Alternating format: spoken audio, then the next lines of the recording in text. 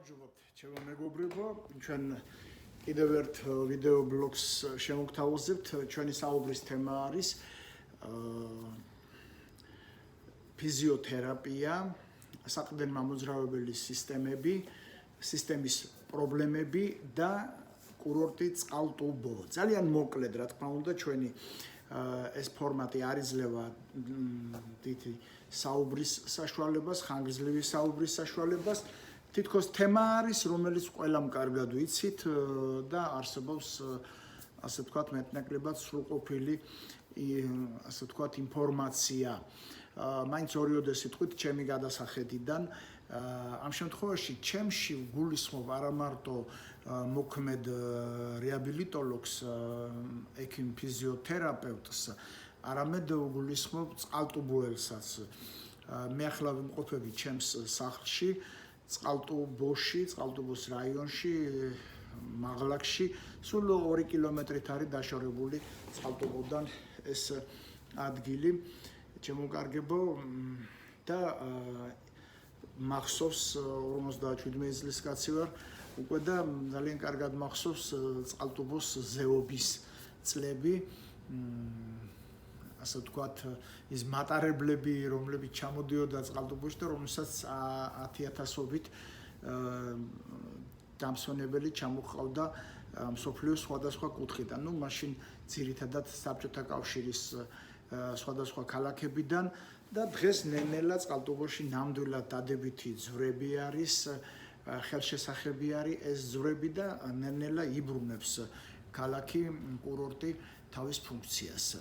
ჩვენ წყალტუბოს შესახებ გვინდა ვთქვათ ფიზიოთერაპევტის პოზიციიდან გარკვეული შეხედულებები. ჩემი პოზიცია ძალიან კარგად იცით ჩემი ბლოგის სისტემატურმა მსმენელებმა, რომ საყრდენ მამოძრავებელი სისტემის პრობლემები ეს არის ქრონიკული პრობლემები, რომლებიც ძალიან ხანგრძლივ და ძალიან ზუსტ მკურნალობას მოითხოვს. ძალიან იშვიათად ხდება მისი გადაჭრა, ასე ვთქვათ, ხანმოკლე პერიოდებში. აი ამ დროს საგრძნობლად ამცირებს სინერგია, თანამშრომლობა რეაბილიტოლოგსა და პაციენტს შორის და თუ პაციენტი ზედმიწევნით სწორად ასრულებს საშინაო დავალებებს, შემდგომ ვთქვათ, იგივე სამკურნალო ვარჯიშებთან დაკავშირებით ცხოვრების წესის, ჯანსაღ ცხოვრების წესის საუბარი, ასე ვთქვათ, შეცვლას და ასე შემდეგ, ეს დრო მცირდება და ხანგრძლივი დროის მაგიერ შედარებით მოკლე დროში ხდება ადამიანის გაჯანსაღება. აი ამ დროს, ქრონიკულ დროს მკურნალობისას ამცირებს ისეთი უნიკალური კურორტი, რომელიც არის, როგორიც არის წყალტუბო. მე ამ შემთხვევაში წყალტუბოს იმ თვისებაზე ვისაუბრებ, რომელიც უშუალოდ საყრდენ მამოძრავებელი სისტემის პრობლემებს ეხება, თორემ მისი ჯადოსნური წყლები არა მარტო საყრდენ მამოძრავებელი სისტემის, ასე ვთქვათ, სამკურნალოდ ფუნქციონირებს და გამოდგება. წყალტუბოში დღეს უკვე თამამად ინერგება არა მარტო აღდგენითი სარეაბილიტაციო მიმართულებები, არამედ თამამად ინერგება, ვიმეორებ, უკვე სამკურნალო სარეაბილიტაციო მიმართულებები. მე მქონდა ამის საშუალება მომესმინა ერთ-ერთი წყალტუბოელი ექიმისთვის, რომელმაც ხაზი გაუსვა სპორტული ტრავმების სარეაბილიტაციო მარტო კი არა, არამედ სამკურნალო მიმართულებების დანერგვის აუცილებლობასაც წყალტუბოში და ეს არის ძალიან კარგი და ძალიან მისასალმებელი. კლინიკა სერაფიტის, რომლის ხელმძღვანელი გახლავართ მე, სასწავლო ცენტრის 20-ზე მეტი კურსდამთავრებული დღევანდელი მონაცემებით არის წყალტუბოელი ან მუშაობს წყალტუბოს სხვადასხვა დაწესებულებებში და ეს ჩვენთვის ძალიან საამაყო არის და საპასუხისმგებლოც. ეს მიუთითებს იმაზე, რომ იზრდება მოთხოვნა სწორედ ფიზიოთერაპიის მიმართულებებზე და იმაზე, რომ წყალტუბოს სანატორიულ საკურორტო სასტუმრო დაწესებულებები გახდეს არა მარტო დასასვენებელი, რეზორტ ცენტრები, არამედ სამკურნალო სარეაბილიტაციო ცენტრები და ეს არის ძალიან კარგი. მე ჩემი მეგობრები, ჩემი პაციენტების აბსოლუტურმა უმრავლესობამ იცის წყალტუბოს განსაკუთრებული როლის შესახებ. მე პირველად არ ვსაუბრობ, უბრალოდ საჯაროდ და ესე ვიდეო ბლოგში პირველად წამოვწიეთ ეს თემა, თორემ ჩემი პაციენტების დიდი ნაწილი რეგულარულად ისვენებს და იკაჟებს ჯანმრთელობას და რაც მთავარია, ამტკიცებს, განამტკიცებს იმ შედეგებს, რომელიც მათ აქვთ ფიზიოთერაპიული მკურნალობის შემდეგ. ვიმეორებ, წყალტუბოს ჯადოსნური წყალი არის არა მარტო განმამტკიცებელი და სარეაბილიტაციო, ასე ვთქვათ, არამედ სამკურნალოც. დღეს ძალიან ბევრი კურორტი, მათ შორის საქართველოშიც, ასე ვთქვათ, აცხადებს სწორედ საყრდენ-მამოძრავებელი სისტემის მიმართულებით,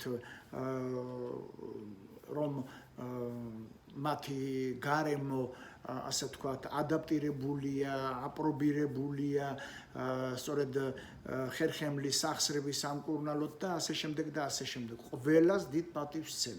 ეს ასეც არის ძალიან ბევრი კურორტი, ადგილი, ტალახი თუ წყალი თუ ჰაერი გამოდგება ნამდვილად ამ სისტემის გაჯანსაღებისათვის, მაგრამ წყალტუბო ამ ხრივ არის შეუდარებელი. არა მარტო საქართველოში, არამედ მთელ მსოფლიოში.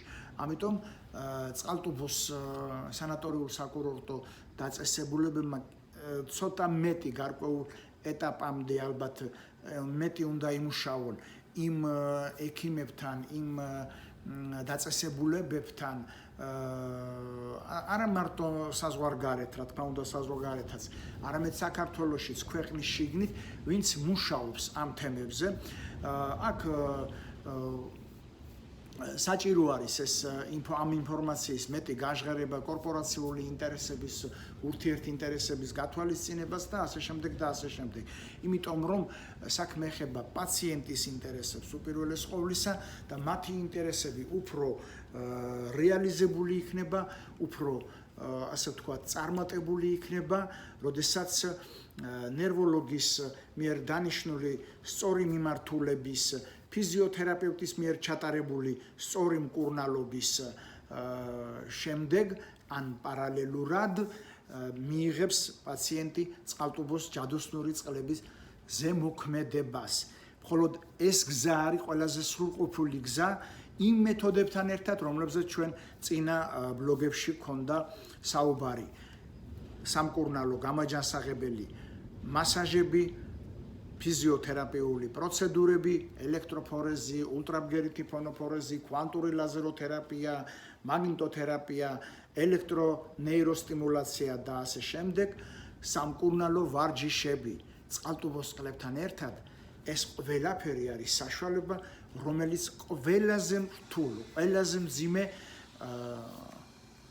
პათოლოგიებსაც კი დაამარცხებს. უპირველეს ყოვლისა ხერხემლის თიაქარს გულისხმობ, უპირველეს ყოვლისა გულისხმობ სახსრების ანთებით თუ არა ანთებით დაავადებებს. ჯანმრთელობას გისურვებთ, ჩემო კარგებო. კარგად განდებოდეთ.